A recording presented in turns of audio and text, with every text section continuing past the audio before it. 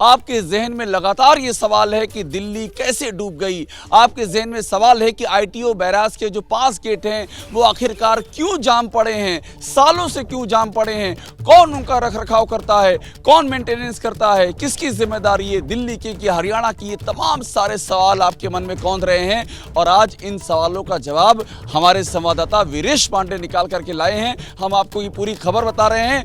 पहली बड़ी खबर ये है कि दिल्ली सरकार के आरोपों को हरियाणा सरकार ने नकार दिया है। आईटीओ बैराज के जो 5 बंद गेट हैं उन पर बड़ी खबर यह है कि जो चीफ इंजीनियर है हरियाणा सरकार के, उन्होंने बताया है कि इसके मेंटेनेंस का पैसा दिल्ली सरकार ने 5 सालों से नहीं दिया है। सबसे बड़ी और अहम बात यही है कि वो कह रहे हैं कि 5 सालों से दिल्ली सरकार ने इसके मेंटेनेंस के पैसे नहीं दिए हैं, इसके बाद भी हमने इसका मेंटेनेंस किया है। ये दिल्ली सरकार की जिम्मेदारी है। वो 5 साल से हमको पैसे नहीं दे रहे हैं और साथ में ये भी कहा है कि जो पानी है ये पानी आईटीओ बैराज के चलते ओवरफ्लो नहीं हुआ है। वीरेश पांडे की इस पूरी बातचीत को सुनिए। दिल्ली डूबने के लिए कौन है जिम्मेदार? आईटीओ बैराज के चीफ इंजीनियर, हरियाणा सरकार के चीफ इंजीनियर संदीप तनेजा हमारे साथ हैं, जिनके ऊपर आरोप ये लगाया जा रहा है दिल्ली सरकार की तरफ से कि आईटीओ बैराज का गेट नहीं खुला, जिसकी वजह से दिल्ली डूब गई। अपना पक्ष रखिए। नमस्कार जी। पहली बात तो जो मैं आपको कहना चाहूँगा वो हरियाणा का मैं पक्ष रख रहा हूँ।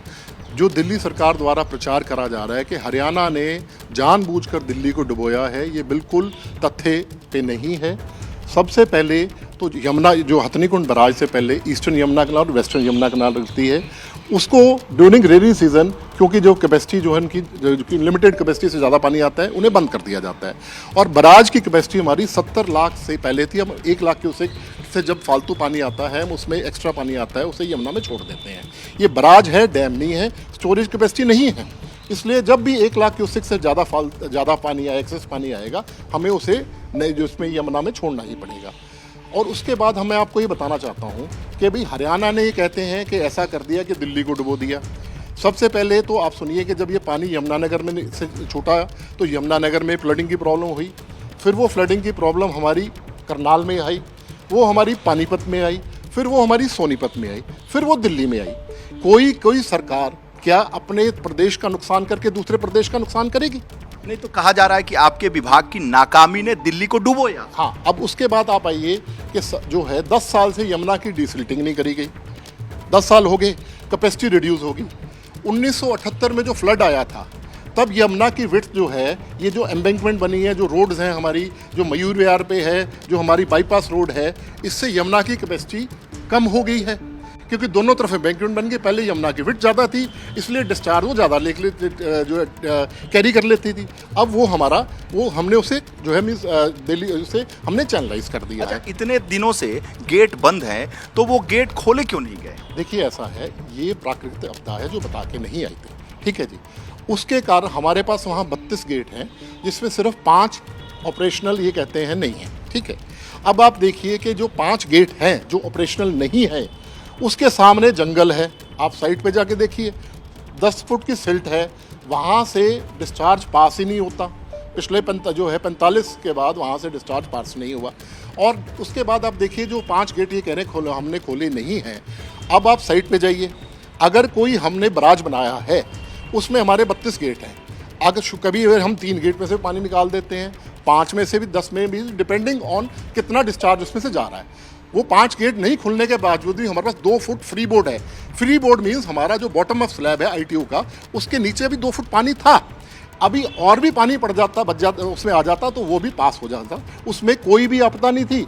अभी भी उसमें पानी जो ये ओवरफ्लो करा है। सवाल ये है कि 48 घंटे से जद्दोजहद की जा रही थी, वो गेट नहीं खुल पाया। सेना के जवान आए, नेवी के जवान मुंबई से बुलाए गए तो एक गेट खुला। तो ये लोग खोल सकते हैं तो आप लोग क्यों नहीं? हमने एक गेट परसों हमने उसे खोलना तैयार करा था, कल खोल दिया था।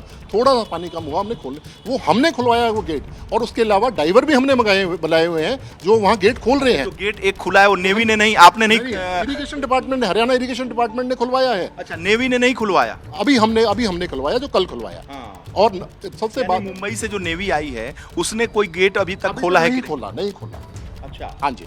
तो आप समझो अभी तक वो कामयाब नहीं हो पाए। नहीं, हमने कल एक गेट खुलवा दिया, 4 रह गए हैं, वो भी हम आज कल में खुलवा देंगे। सबसे जो बात है महत्वपूर्ण, सेना के और नेवी के जवान तो वहाँ कोशिश कर रहे हैं। देखिए वो आज आए हैं, हमने गेट तो कल खोल दिया था और 2-4 गेट रह गए, हम 2 दिन में खुलवा देंगे। और तो कल से आए हुए हैं। हम कल से हम काम करवा रहे हैं, परसों से वहाँ हम काम करवा रहे हैं। और सबसे महत्वपूर्ण बात इस पे एक सवाल है कि अगर बाढ़ आ गई, डूब गया दिल्ली, तो फिर गेट जब पहले ही खुल गया होता तो ये तो आफत नहीं आती ना। देखिए ऐसा है, जब मैं कह रहा 5 हूँ दिन पहले अगर खुल गया होता तो ये आफत नहीं आती। नहीं, आफत का इससे कोई ताल्लुक नहीं है। 5 दिन पहले जब ये आपदा स्टार्ट हुई, हमने गेट्स उसको ओपन करने की कराई कोशिश, तब से हम कर रहे थे। पानी ज़्यादा था तब नहीं हुआ। लेकिन आप सबसे महत्वपूर्ण बात ये कि 2 फुट का फ्री बोर्ड है। 2 फुट का फ्री बोर्ड का मतलब है अभी वहाँ 1 लाख क्यूसेक भी और पानी होता तो पास हो जाता। ये पानी एक्सेस आया, फ्लडिंग नहीं हुई है। फ्लडिंग हुई है मोनेस्ट्री के पास हमारे यहाँ गेट का नहीं है। और नंबर 2 बात सुनिए, 1978 की जो गेट थी, जो इनकी गेजेज है वो फॉल्टी है। ये कहते हैं 11 लाख क्यूसेक पानी आया। 1978 में यमुना की जो विड्थ थी, ये यहाँ तक आती थी, मॉडल टाउन तक आती थी, लाल किले तक थी, और उधर देखिए आप मयूर विहार तक थी। यमुना की विड्थ कितनी थी? आप इसको एज ए लेमैन समझिए। जब हमारी यमुना की चौड़ाई ज़्यादा है तो हमारा इतना पानी जो है वो उसमें पास हुआ। हमने यमुना की चौड़ाई कम कर दी, तो इतना पानी जब भी हमारा पास हुआ तो उसमें हमारा डिस्चार्ज सेम था। ये बात को, तथ्य को हाइड करा जा रहा है कि ये गेट के कारण कोई आपदा नहीं आई। ये दिल्ली सरकार ने इसकी डिसिल्टिंग नहीं करी, जो इसको जो है इसके गेजेस गलत हैं। 11 लाख नहीं है। अब आप ओखला बराज पे जाइए, वहाँ 3.5 लाख क्यूसेक पास हो रहा है। यहाँ से 5-7 किलोमीटर दूर ओखला बराज है, यूपी के कंट्रोल में है, उसकी 3.5 लाख क्यूसेक कैपेसिटी है। तो ये 11 लाख की कैपेसिटी है ही नहीं। यहाँ पानी मैक्सिमम 4 लाख है। मिलाकर आपका कहना है कि दिल्ली सरकार की लापरवाही है। हाँ, देखिए आप सुनिए बात ना भाई, हरियाणा से पानी छोड़ा 3.5 लाख, यूपी में गया, हरियाणा में आगे यूपी जो बैराज से गया 3.5 लाख। यहाँ 11 लाख क्यूसेक पानी कहाँ गया? इतनी कहाँ से बारिश आ गई? ये टोटल जो है, इनमें कोई भी फैक्ट्स नहीं है। ये कोई भी फैक्ट्स नहीं है। मैं इससे ज्यादा मैं कह नहीं पाऊंगा। केजरीवाल के सरकार, उनके जल मंत्री लगातार आरोप प्रत्यारोप लगा रहे हैं इस पर। मैं कॉम्पिटेंट नहीं हूं उनके बारे में कोई टिप्पणी करने का। मैं सिर्फ ये कह रहा हूं कि हरियाणा के कारण ऐसा कुछ नहीं हुआ। आज की डेट में भी पानी जब आया वो 27 गेटों में पूरा पास हुआ है। 2 फुट का फ्री बोर्ड था, लाख से 1.5-2 लाख क्यूसेक और भी पानी पास हो तनेजा साहब, ये कहना है कि जो गेट है ये कितनी बड़ी जहमत है, उसको हमेशा खोलते उठाते रहना चाहिए, प्रैक्टिस में रहना चाहिए, ताकि जब जरूरत हो, यानी 5-7 दिन पहले जब ये बाढ़ आई उसी समय उठा बैठा दिए होते तो ये आफत ना आती, पानी ना भरता, बाढ़ ना आती, दिल्ली सुरक्षित रहती। ये बराज किस लिए बना? ये इंद्रग्रस्त IPGCL के लिए पानी देने के लिए बना। वो डिफंक्ट हो गया, ठीक है जी, वो डिफंक्ट हो गया। इसके बराज जो है हमने सिर्फ तब बनाया था कि गेट डाल के पानी जब लेवल कम उनको दे दिया जाए। आज की डेट में भी, अभी आप साइड पे जाइए, मैं आपको साइड पे दिखा सकता हूँ, जो 5 गेट है उसके सामने जंगल है सारा, 10 फुट की सिल्ट है, पानी वहां से पास ही नहीं हुआ कहीं से। अच्छा साहब, एक सवाल है कि वो जो बैराज है उसको लेकर इतना बड़ा सिंचाई विभाग का अमला है, आप चीफ इंजीनियर हैं, SDO हैं, एक्सियन हैं, एग्जीक्यूटिव इंजीनियर हैं, JE हैं, चपरासी हैं, कर्मचारी हैं, इतना बड़ा सामनाथ मार्ग पर लाव लश्कर है, फिर एक गेट इतनी बड़ी समस्या। अब आप सुनिए, इस गेट को कौन मेंटेन कर रहा था? हरियाणा सरकार। और इसका रनिंग एंड मेंटेनेंस कौन दे रहा था? दिल्ली गवर्नमेंट। पिछले 5 साल से इन्होंने पैसा नहीं दिया। हमने इन्हें कई बार लिखा है कि आप अपनी रिस्पॉन्सिबिलिटी से नहीं जा सकते, आप सरकार को पैसे दीजिए, हम मेंटेनेंस करेंगे। उसके बावजूद भी हमने सरकार से पैसे लेके इस आपदा में इसको फिर भी मेंटेन करवा रहे हैं। ये दिल्ली गवर्नमेंट की रिस्पॉन्सिबिलिटी है हमारे को इसको पैसे दे रनिंग में। मैं अपनी रिस्पॉन्सिबिलिटी, अच्छा, मतलब मेंटेनेंस का जो जिम्मेदारी है वो दिल्ली सरकार की है। दिल्ली गवर्नमेंट डिपॉजिट वर्क करती है, हम डिपॉजिट वर्क कराते हैं, वो दे ही नहीं रहे हैं, 5 साल से नहीं दे रहे हैं हमारे को। उसके बावजूद भी हम गेट मेंटेन कर रहे हैं, हमारा पत्र व्यवहार चल रहा है। हम उन्हें यही कह रहे हैं कि आप अपनी रिस्पॉन्सिबिलिटी से शर्कवे नहीं कर सकते। आप एक दिन लिख दीजिए कि तो एबीपी न्यूज पर आपको बड़ी खबर हम दिखा रहे हैं कि बाकायदा हरियाणा सरकार ने जवाब दिया है दिल्ली सरकार के आरोपों का। और अहम बात ये कही है जो चीफ इंजीनियर है ITO बैराज के कि 5 सालों से मेंटेनेंस का पैसा नहीं दिया है। 5 सालों से मेंटेनेंस का पैसा नहीं दिया है, ये कहा है उन्होंने, चीफ इंजीनियर ने, कि दिल्ली सरकार मेंटेनेंस का पैसा नहीं दे रही है। और साथ में ये भी कहा है कि ये जो 5 गेट हैं इनके खुलने से भी सामने इनके जंगल हैं, तो वहाँ से कोई पानी का डिस्चार्ज होता नहीं। और ये भी कहा है कि जो कैपेसिटी है उस कैपेसिटी के मुताबिक जो गेट खुले हुए हैं वहाँ से पर्याप्त डिस्चार्ज हो जाता, लेकिन यमुना में सफाई नहीं की है, इतनी वहाँ पर सिल्टिंग है और उसके लिए दिल्ली सरकार की जिम्मेदारी है, वो अपनी जिम्मेदारी से भाग रहे हैं। तो एक बड़ा बयान सामने आया है और ये बयान सामने आया है जो ITO बैराज है, उसी ITO बैराज की जो देखरेख कर रहे हैं उनकी ओर से ये बयान सामने आया है। और इस बयान में ये कहा गया है कि किसी भी सूरत में दिल्ली सरकार, हरियाणा सरकार की वहाँ पर कोई जिम्मेदारी नहीं है और जो जिम्मेदारी है वो जिम्मेदारी पूरी तरह से इसमें दिल्ली सरकार की बनती है। हरियाणा सरकार ने यहाँ पर ऐसा कुछ नहीं किया जिससे कि कोई समस्या हो। और मैं एक बार कोशिश कर रहा हूँ कनेक्ट करने की, चूँकि बीच में फ़ोन डिस्टर्ब हुआ है, मैं गुजारिश करूँगा कि फिर से कनेक्ट किया जाए। और हमारे साथ हमारे सहयोगी वीरेश पांडे जुड़ गए हैं। वीरेश, जिस तरीके से जो हरियाणा के चीफ इंजीनियर हैं वो कह रहे हैं कि दिल्ली सरकार ने 5 साल से मेंटेनेंस का पैसा ही नहीं दिया, वो ये भी कह रहे हैं कि 2 फीट तो गेट खुला रहता था और इसका बाढ़ से कोई मतलब नहीं है, तो क्या माना जाए कि इस बयान के बाद टकराव की एक नई रूपरेखा बनेगी और अब दिल्ली सरकार सीधे तौर से सवालों के घेरे में है? देखिए, दिल्ली सरकार पर पूरा सवाल खड़ा कर रहे हैं, अपना पल्ला झाड़ रहे हैं चीफ इंजीनियर संदीप तनेजा। और इस वक्त मैं हरियाणा के सिंचाई विभाग के इस विशाल बंगले में खड़ा हूं। जी हां, पुरानी दिल्ली में जहां पैर रखने की जगह नहीं है, वहां शामनाथ मार्ग पर इस भव्य अट्टालिका को देखिए, इस लाव लश्कर को देखिए जिसकी जिम्मेदारी ITO बैराज और उसके गेट की रक्षा, सुरक्षा, मेंटेनेंस की है। और ऐसे में चीफ इंजीनियर संदीप तनेजा का बंगला भी यही है। और इस इलाके की भव्यता, शामनाथ मार्ग जो दिल्ली से परिचित होंगे, पुरानी दिल्ली के इस बंगले को जानिए। यह है सिंचाई विभाग के चीफ इंजीनियर संदीप तनेजा का बंगला। उन्होंने कहा कि दिल्ली सरकार मेंटेनेंस का काम करती है, मेंटेनेंस पर वो पैसे नहीं दे रही है, 5 साल से पैसे नहीं दिया है। हरियाणा सरकार पर आरोप लगाना बहुत ही गलत है, गलत है। उन्होंने हर बार कहा हरियाणा सरकार ने तो अपना काम किया है, ITO का जो गेट है, बैराज है, मेंटेनेंस के पैसे नहीं मिलने के बावजूद हरियाणा सरकार ने अपना पैसा लगाकर। वीरेश मुझे एक सवाल का जवाब और दीजिए।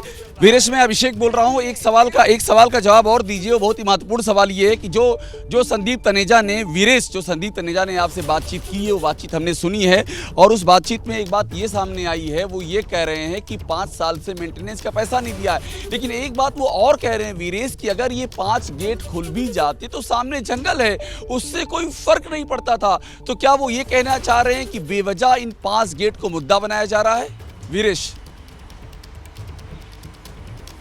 निश्चित रूप से उनका यह कहना है कि 10 साल से, जी हां, 10 साल से यमुना की गाद को, सिल्ट को हटाया ही नहीं गया है, जिसकी वजह से वहां झाड़ियां, जिसकी वजह से वहां पेड़, जिसकी वजह से वहां ऊंचाई, जिसकी वजह से वहां टापू बन गए हैं। और इसका जिम्मेदार केवल और केवल दिल्ली सरकार है। वो ये कह रहे हैं कि ओखला बैराज यमुना पर यूपी के हवाले है और यूपी सरकार वहां बहुत अच्छा काम कर रही है। बनस्पत वजीराबाद बैराज जो दिल्ली में यमुना पर है, वो जिम्मेदारी है दिल्ली सरकार की, लेकिन दिल्ली सरकार वजीराबाद बैराज पर भी अच्छा काम नहीं कर रही है। 10 साल से यहां सिल्ट, गाद नहीं हटाए गए हैं, यमुना की सफाई नहीं हुई है, करोड़ों रुपए खर्च कर दिए गए हैं। बिल्कुल वीरेश। और वीरेश, देखिए, जो आपने तथ्य सामने रखा है, उस तथ्य पर आखिरकार आम आदमी पार्टी का क्या सोचना है वीरेश, अब हम वो भी जानने की कोशिश करेंगे। आप दिल्ली सरकार कवर करते हैं। जो वीरेश ने बात की है उसमें 2 बातें निकल के सामने आई हैं। पहली बात यह कि 5 साल से दिल्ली सरकार ने मेंटेनेंस के पैसे नहीं दिए और दूसरी बात यह कि सिल्टिंग इतनी ज्यादा यमुना में उन 5 गेट के सामने कि उनको खोलना ना खोलना एक ही बात है। क्या किसी तरह की इस बारे में, देखिए अभी तुरंत प्रतिक्रिया तो आपको नहीं मिलेगी क्योंकि अभी हम ये खबर दिखा रहे हैं, लेकिन आपकी जानकारी में दिल्ली सरकार का कोई पक्ष है क्या जो इस मुद्दे पर पहले से रखते आए हों? जी अभिषेक, अभी थोड़ी देर पहले जब ये खबर एबीपी न्यूज़ को मिली है तो उसके बाद से मैंने दिल्ली सरकार से जानने की कोशिश की कि क्या इस बात में सच्चाई है। तो दिल्ली सरकार की तरफ से जो हमें फ़ोन पर प्रतिक्रिया मिली है उसमें सीधे तौर पर दिल्ली सरकार ये कह रही है कि पैसा पूरा दिया गया है, समय समय पर दिया गया है, लेकिन जो हरियाणा प्रशासन के जो लोग हैं, जो उससे जुड़े इंजीनियर हैं, वो अपने काम से भाग रहे हैं। उसकी तरफ से ये भी जो कहा बयान आया है चीफ इंजीनियर की तरफ से कि वहाँ पर नेवी और जो जवान आर्मी के जवान हैं वो काम नहीं कर रहे हैं। तो इस पर दिल्ली सरकार के जो मंत्री हैं वो कह रहे हैं कि आप तो खुद ही देख रहे हैं कि पिछले 2-3 दिनों से वहाँ पर नेवी लगी हुई है, नेवी की अलग अलग टीमें बुलाई गई हैं, गोताखोर मेरठ से बुलाए गए हैं, वो लगातार काम कर रहे हैं। ऐसे में जो हरियाणा प्रशासन के जो लोग हैं वो कहाँ पर हैं, वो तो कहीं नजर नहीं आ रहे हैं। तो दिल्ली सरकार ने भी सीधे तौर पर पल्ला झाड़ दिया है। दिल्ली सरकार ये कह रही है कि मेंटेनेंस का जो पैसा देना चाहिए था वो पैसा लगातार उन तक पहुंचाया गया है, उसके बावजूद वहां पर कभी मेंटेनेंस नहीं होती थी, किसी भी तरह की मेंटेनेंस को होते हुए कभी सरकार के जो अधिकारी हैं उन्होंने नहीं देखा है। और अगर मेंटेनेंस होता रहता तो शायद इतना जो जिस तरीके से पानी भरा है वो नहीं भरता, वो 5 गेट भी पहले खोल दिए गए होते। सौरभ भारद्वाज ने एक बात और कही अभिषेक, वो मैं उसमें ऐड कर देता हूं। उनका ये कहना है कि जब हमको पता चला कि ओखला बैराज के सारे गेट खुले हुए हैं, वजीराबाद बैराज जहां से पानी घुसता है उसके सारे गेट खुले हुए हैं, तो आईटीओ के पास क्यों पानी जमा हो रहा है। तो जब हमने उसकी जांच शुरू करी तो पता चला कि 5 गेट पिछले कई सालों से बंद हैं। ऐसे में उनका ये कहना है कि जब 5 गेट पिछले कई सालों से बंद थे तो उन 5 गेट के बंद होने की जानकारी वो दिल्ली सरकार को भी दे देते, तो दिल्ली सरकार के अधिकारी भी उनके साथ मदद करते और उन 5 गेट को खोलने की कोशिश की जाती। तो दिल्ली सरकार भी सीधे तौर पर यह कह रही है कि ये जो पूरा बाढ़ जैसी स्थिति बनी है वो कहीं ना कहीं इसके पीछे हरियाणा प्रशासन की नाकामी है। तो उन्होंने भी अपना पल्ला सीधे तौर पर से झाड़ दिया। ठीक है, बिल्कुल दीपक आपने अहम जानकारी दी, लेकिन आपकी जानकारी में एक बहुत ही बड़ी बात आपने बता दी है कि दिल्ली सरकार ने ये काउंटर किया है कि उन्होंने मेंटेनेंस के पैसे दिए। और वीरेश पांडे से जो बात हुई है आईटीओ बैराज के चीफ इंजीनियर की, उन्होंने कहा कि 5 साल से नहीं दिए, अब तो मामला लिखा पढ़त का हो गया है। अगर दिए तो उसकी कागजी कार्रवाई होगी, अगर नहीं दिए तो उसकी कागजी कार्रवाई होगी। यानी कि एबीपी न्यूज़ की ये जो खबर है, इस खबर पर बड़ा रिएक्शन अब आने वाले वक्त में सामने आने वाला है। एबीपी न्यूज़ पर बिग ब्रेकिंग है, और ब्रेकिंग ये कि जिस आईटीओ बैराज को लेकर सबसे अधिक चर्चा है, दिल्ली नहीं देश से पूछ रहा है कि आखिरकार आईटीओ बैराज में हुआ क्या था। जिस आईटीओ बैराज को लेकर के खुद दिल्ली के सीएम अरविंद केजरीवाल बातें कर रहे हैं, उनके मंत्री बातें कर रहे हैं कि इसके 5 गेट नहीं खोले गए, दिल्ली को जबरदस्ती बाढ़ में डुबोया गया, उसका एक जवाब आया है। आईटीओ बैराज के चीफ इंजीनियर संदीप तनेजा से हमारे संवाददाता वीरेश पांडे ने एक्सक्लूसिव बातचीत की है और संदीप तनेजा ने उसमें एक बड़ी बात कही है। उन्होंने कहा है कि 5 साल हो गए दिल्ली सरकार ने इसकी मेंटेनेंस का पैसा नहीं दिया, और यह भी कहा है कि इसके सामने ये जो 5 गेट हैं, इतनी सिल्ट है यमुना में कि अगर हम ये खोल भी देते तो इसके कुछ नहीं होने वाला था। तो सीधा आरोप दिल्ली सरकार पर आ गया है। और बड़ी बात हम आपको ये भी बता रहे हैं कि जब दिल्ली सरकार का पक्ष जानने के लिए हमारे संवाददाता दीपक रावत ने बात की दिल्ली सरकार के मंत्री सौरभ भारद्वाज से, तो उन्होंने उल्टा ये कह दिया कि हमने मेंटेनेंस के पैसे दिए हैं। अब ये बात जो है बहुत ही, जिसे कहते हैं, क्रिटिकल जंक्शन पे पहुंच गई है। ये बहुत ही ज्यादा महत्वपूर्ण हो गया है कि एक ओर से कहा जा रहा है कि पैसे नहीं दिए और दूसरी ओर से कहा जा रहा है कि पैसे दिए। तो एक बार हम सुनते हैं पहले कि ये क्या कि एग्जैक्टली कहा क्या गया है, उससे तस्वीर बहुत हद तक क्लियर होगी। ये बिल्कुल साफ है कि हथनी कुंड बैराज से 3 जगह पानी जाता है, दिल्ली, हरियाणा, उत्तर प्रदेश। हथनी कुंड बैराज का लॉग दिखाता है कि जिन दिनों दिल्ली में पानी का स्तर खतरे के स्तर से ऊपर बढ़ रहा था, उसके बावजूद हथनी कुंड बैराज से 1 बूंद पानी भी हरियाणा और उत्तर प्रदेश में नहीं छोड़ा गया। इसको हम क्या समझें? क्या इसलिए नहीं छोड़ा गया क्योंकि हरियाणा और उत्तर प्रदेश में भारतीय जनता पार्टी की सरकार है और दिल्ली में आम आदमी पार्टी की सरकार है? ये तो ऐसा लगता है कि भारतीय जनता पार्टी, चाहे वो हरियाणा हो चाहे वो तब वो तो साजिश कर रही है दिल्ली वालों के खिलाफ कि अगर 3 जगह पानी छोड़ने का इंतज़ाम है तो सिर्फ दिल्ली में क्यों पानी छोड़ा गया? इस बात पर तो भारतीय जनता पार्टी को जवाब देना पड़ेगा कि क्या ये दिल्ली वालों के खिलाफ साजिश थी? क्या दिल्ली में जो बाढ़ आई है उसे रोका जा सकता था? क्योंकि तो ये आपने सुना दिल्ली सरकार की मंत्री का बयान, जो कह रही हैं कि भारतीय जनता पार्टी साजिश कर रही है। एक और कह रही हैं कि वो साजिश कर रही है, दूसरी ओर हमारे पास एबीपी न्यूज़ के संवाददाता ने जब बात की जो चीफ इंजीनियर हैं इस आईटीओ बैराज के, उन्होंने भी अपनी ओर से एक बड़ा आरोप मढ़ दिया कि 5 साल से मेंटेनेंस का पैसा ही नहीं दिया गया। आप सोचिए कि आखिरकार इस दिल्ली को डुबाने के गुनाहगार कौन? एक और ये कहा जा रहा है कि बीजेपी ने डुबो दिया, उन्होंने बैराज से पानी डाइवर्ट कर दिया, उन्होंने 5 गेट जो हैं वो हरियाणा सरकार की जिम्मेदारी। और दूसरी और जो तस्वीर सामने आ रही है वो भी हैरान करने वाली है, जिसमें ये बताया जा रहा है कि 5 साल से दिल्ली सरकार मेंटेनेंस का पैसा दबा करके बैठी है। आप सोचिए ये जो एक दूसरे के ऊपर आरोप प्रत्यारोप चल रहे हैं, ये उसका नतीजा है। ये लाल किला डूबा हुआ है, दूसरी और दिल्ली की जगह डूबी हुई हैं, हजारों लोग विस्थापित हो चुके हैं, लेकिन अब दोनों ओर से क्रिया और प्रतिक्रिया जारी। हरियाणा सरकार ने भी एक फैक्ट फाइंडिंग कमेटी बना दी है, 24 घंटे में उसकी भी रिपोर्ट सामने आएगी और मुझे लगता है कि उस रिपोर्ट में इस तथ्य का भी जिक्र होगा जो बात की है वीरेश पांडे ने आईटीओ बैराज के चीफ इंजीनियर से कि 5 साल से मेंटेनेंस का पैसा नहीं दिया गया और साथ में इतनी सिल्ट जमा है उन 5 गेट के सामने यमुना में कि अगर उनको खोल भी देते तो उससे कोई भी फर्क नहीं पड़ने वाला था। ये सारी बातें बेहद ही अहम हैं और एबीपी न्यूज़ न सिर्फ त्रासदी को दिखा रहा है बल्कि उन गुनहगारों की भी तफ्तीश कर रहा है जिनके चलते, जिनकी नाकामी के चलते ये हुआ है। और हम एक नहीं, हम आपको दोनों पक्ष दिखा रहे हैं। हम आपको दिल्ली सरकार के आरोपों का जो बाकायदा सिलसिला चल रहा है वो भी दिखा रहे हैं और साथ में हम हरियाणा सरकार का भी प्रत्याय दिखा रहे हैं। और उस बीच में देखिए पानी घट रहा है, यहाँ आपको समझ में आ रहा होगा जो पहले पानी था वो अब नहीं है, लेकिन इस बीच में महामारी का खतरा, महामारी का दैत्य सिर उठा रहा है। ये रिपोर्ट देखिए और समझिए कि हालात कितने चिंताजनक हो चुके हैं।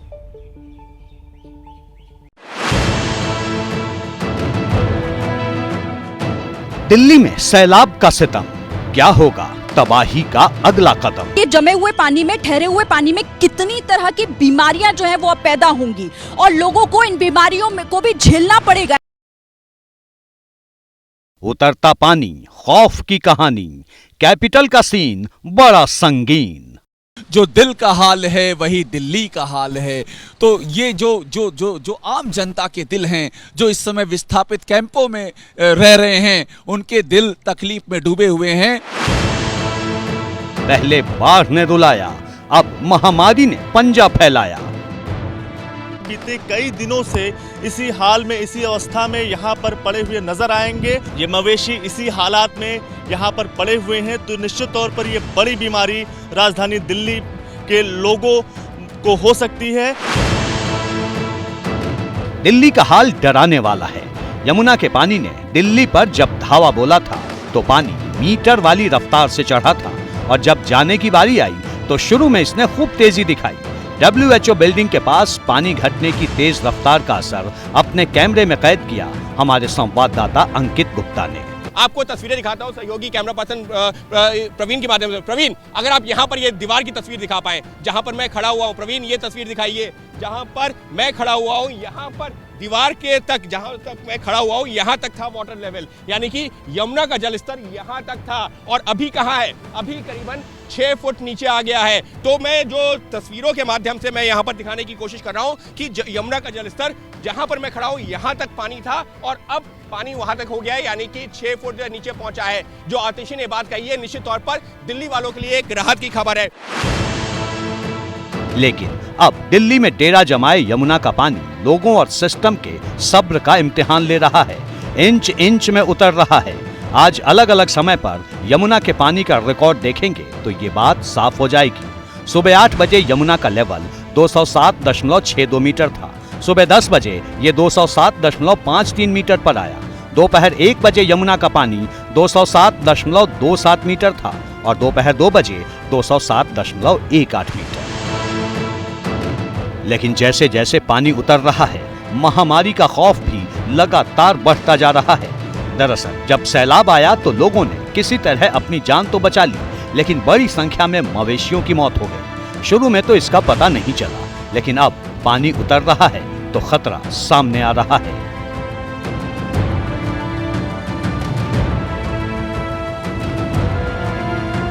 दिल्ली में आई सैलाब की तबाही के बाद राजधानी दिल्ली पर अब महामारी का खतरा भी बढ़ सकता है। इसकी तस्वीरें हम आपको दिखाएंगे। हम फिलहाल मौजूद हैं लाल किले की ओर जाने वाले रास्ते पर। यहाँ पर आपको नजर आएगा काफी ज्यादा पानी अभी भी भरा हुआ है। इसके अलावा आपको जानवरों की भी, मवेशियों की भी तस्वीरें आपको नजर आएंगी। ये वो मवेशी हैं जो तस्वीरों में, कैमरे के माध्यम से आपको तस्वीरों में नजर आएंगे। लेकिन ऐसे बहुत सारे मवेशी हैं जिनकी जान इस सैलाब की तबाही ने ले ली है और इस तरह के मवेशियों से निश्चित तौर पर कई सारी बीमारियों का खतरा है। प्रशासन की ऊपर निश्चित तौर पर यह बड़ा सवाल खड़ा होता है कि आखिर अब तक इन मवेशियों को क्यों यहाँ से हटाया नहीं गया। जानकार बताते हैं कि सैलाब में डूबकर मरे मवेशियों को अगर समय रहते नहीं हटाया गया तो बीमारियां तेजी से फैल सकती हैं, लेकिन सरकार, प्रशासन की तरफ से इसके लिए अब तक कोई कदम उठाया गया हो ऐसा लगता नहीं। बाढ़ के बीच दिल्ली पर मंडराते महामारी वाले खतरे की एक वजह है वो पानी जो दिल्ली में घुस तो गया, लेकिन अब उसे निकलने का रास्ता ही नहीं मिल रहा। दिल्ली अगर महामारी का मंजर देखती है तो इसमें निचले इलाकों में अटके पानी का भी बड़ा हाथ होगा। ये ठहरा हुआ पानी है, मतलब यहाँ जो पानी भर गया इसको निकलने का रास्ता नहीं मिल रहा। चाहे आप इस तरफ देखिए, मेरे बाईं तरफ देखिए, ये पूरा मेन रोड की तरफ रास्ता जाता हुआ लेकिन पूरी तरीके से ब्लॉक हो गया है। मैं जहां पर खड़ी हूं मेरे चारों तरफ के रास्ते ब्लॉक हो गए हैं। लोग बता रहे हैं कि यहाँ पर सांप, बिच्छू और कई तरह के कीड़े मकोड़े इस पानी में मिलते हैं। देखिए आपके ये जमे हुए पानी में, ठहरे हुए पानी में कितनी तरह की बीमारियां जो है वो अब पैदा होंगी और लोगों को इन बीमारियों में को भी झेलना पड़ेगा। ऐसे में सवाल ये उठता है कि इसको निकालने का जरिया क्या है, आखिर सरकार इसे लेकर काम क्या कर रही है। एक तरफ दिल्ली में पानी भरा है तो दूसरी तरफ राजधानी में जगह जगह गंदगी का अंबार भी महामारियों को न्योता दे रहा है। दिल्ली में अभी जो हालात हैं उनमें डेंगू, मलेरिया, चिकनगुनिया, हैजा और हेपेटाइटिस जैसी बीमारियों का विस्फोट किसी भी वक्त हो सकता है। हमारी संवाददाता शिरीन जिस यमुना बाजार इलाके से आपको दिल्ली का हाल बता रही थी, वहां से सिर्फ 3.25 किलोमीटर दूर दिल्ली का सबसे पॉश इलाका सिविल लाइंस है, जहां बड़े अफसर, नेता और रसूख वाली हस्तियों के ठिकाने हैं। लेकिन पानी को किसी का डर नहीं है, वो खूंटा गाड़ कर डटा हुआ है। मैं दिल्ली के सिविल लाइंस में हूँ कि गले तक पानी यहाँ पर दिल्ली में इस समय है। ये इस समय की सच्चाई है। यमुना का जलस्तर कम हुआ, ये भी सच्चाई है, लेकिन ये पानी का प्रकोप अभी कम नहीं हुआ है। इस कटु सत्य से भी हम मुंह नहीं मोड़ सकते हैं। और ये हालात देख करके मुझे मलिक ज़्यादा मंसूर याद आ रहे हैं कि चेहरे पे सारे शहर के गर्दे मलाल है, जो दिल का हाल है वही दिल्ली का हाल है।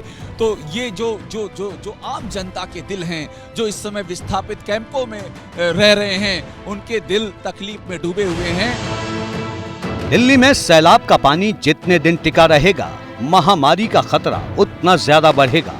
इसके बारे में हेल्थ एक्सपर्ट्स का क्या कहना है, आपको सुनवाते हैं। पानी के स्तर बढ़ने के बाद बहुत सारी बीमारियां जो संक्रामक और गैर संक्रामक दोनों बढ़ती है। उसमें संक्रामक में वाटर बाउंड डिजीज, इसमें डायरिया, जिसमें कॉलरा, डिसेंट्री, टाइफाइड जैसी बीमारियां, मच्छर से होने वाली बीमारियां, डेंगू, मलेरिया, कालाजार, इस तरह की बीमारियां। जहां तक बचाव की बात है, बचाव के लिए जैसे पानी का स्तर बढ़ा है, इसको कम होने से पहले प्रिवेंशन जिसको हम कहते हैं चालू हो जाए, जिसमें वाटर बाउंड डिजीज, जिसमें कॉलरा, टाइफाइड जैसी बीमारियों के लिए उसका क्लीनिंग वाटर का, आपके घर में पहुंचने वाले पानी का सैनिटाइजेशन, ये सारा जरूरी है। दिल्ली की सरकार ने बाढ़ में डूबे लोगों को रिलीफ कैंपों में तो भेज दिया, लेकिन वहां की हालत भी कोई ज्यादा अच्छी नहीं है। इस वक्त हम मौजूद हैं मयूर विहार इलाके में राहत शिविर में, जहां पर जो बाढ़ प्रभावित लोग हैं उनके लिए व्यवस्थाएं की गई हैं, राहत शिविर बनाए गए हैं। और आप देख सकते हैं कैसे इन राहत शिविरों में लोग अपनी जिंदगी बिता रहे हैं। जमीन पर बच्चे लेटे हुए हैं और किस तरीके से यहाँ पर इन लोगों के लिए व्यवस्थाएं की गई है। जानवरों को भी यहीं पे बांधा हुआ है और इतने से शिविर में आप देखिए इतने सारे लोग रह रहे हैं। यमुना के पानी में डूबी दिल्ली फिलहाल महामारी के उस टाइम बम पर सवार दिख रही है जिसमें किसी भी वक्त बड़ा धमाका हो सकता है।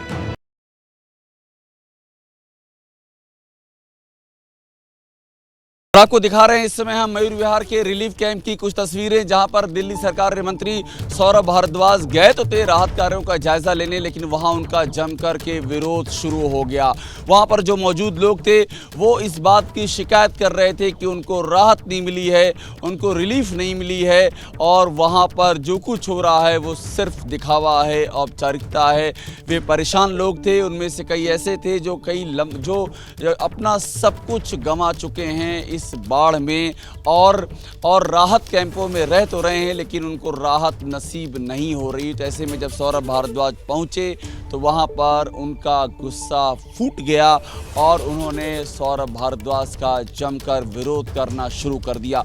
तो ये तस्वीरें बता रही हैं कि जनता, सियासतदानों के प्रति जनता का जो नाराज़गी है, जो उसका गुस्सा है, वो कैसे फूट रहा है। और ये गुस्सा इसलिए दिखाई दे रहा है क्योंकि ये वे लोग हैं जो अपना घर बार सब कुछ खो चुके हैं और अब जहां इनको रखा गया है वहां भी ये अब जो बेसिक सुविधाएं होती हैं वो इनका कहना है कि इनको मैसर नहीं हो पा रही हैं। छोटे मासूम बच्चे इनके साथ में हैं और जो महामारियों का खतरा है उसके नाते भी इनके जहन में बहुत सारी चिंताएं हैं, आशंकाएं हैं। बुजुर्ग हैं, महिलाएं हैं और बड़ी तादाद में है, छोटी मोटी तादाद नहीं है, बड़ी तादाद में दिल्ली में लोग स्थापित हुए हैं। ऐसे भी हैं जो कि अभी भी फ्लाईओवर के नीचे रह रहे हैं, उनको उनके हिस्से का टेंट तक नहीं नसीब हुआ है। तो इस बड़ी खबर पर और बाढ़ से जुड़ी तमाम सारी खबर इस पर हम बने हुए हैं।